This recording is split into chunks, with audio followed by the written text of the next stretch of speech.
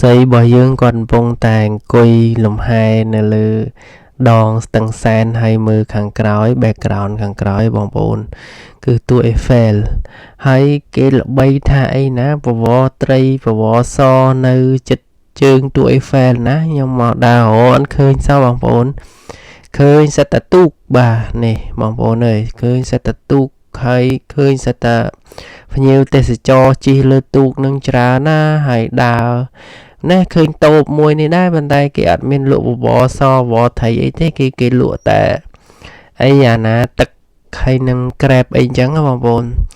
ហើយទស្សនភាពទេសភាពកន្លែងនេះបងប្អូនអើយស្អាតណាស់យីក៏ទៅបារាំងបកែរោទីតាំងធ្វើអាតួ Eiffel នឹងម្ដងបងប្អូនទីតាំងធ្វើតួ Eiffel នេះចំម៉ាច់ហ្មងហើយល្បីល្បាញជុំវិញពិភពលោក130ឆ្នាំហើយបងប្អូនហើយបើនិយាយពីមនុស្សមកលេងមកទស្សនាវិញគឺយកតាណាអស់ហើយបងប្អូនច្រើនមកច្រើនតែម្ដងហ្នឹងបងប្អូនឥ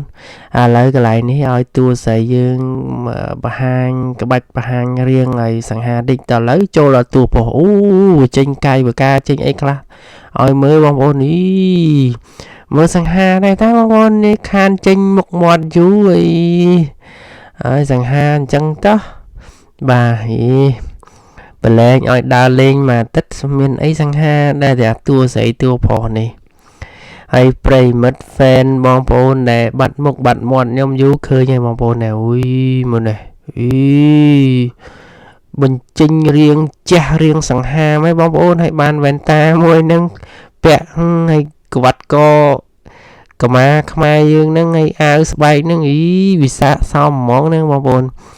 ហើយឈរធ្វើកាយវិការនិយាយចុះនិយាយឡើងហ្នឹងបងប្អូនចង់ប្រាប់បងប្អូនថានៅខាងក្រោយខ្ញុំហ្នឹងអាអង្គតែន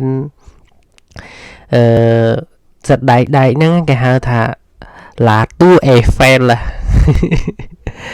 តួ Eiffel បងប្អូនណាគេមិនស្គាល់បើអ្នកមកដល់បារាំងហើយអត់មកដល់កន្លែងតួ Eiffel ហ្នឹងគឺអត់ដល់ប្រទេសបារាំងទេបងប្អូនអញ្ចឹងបានថា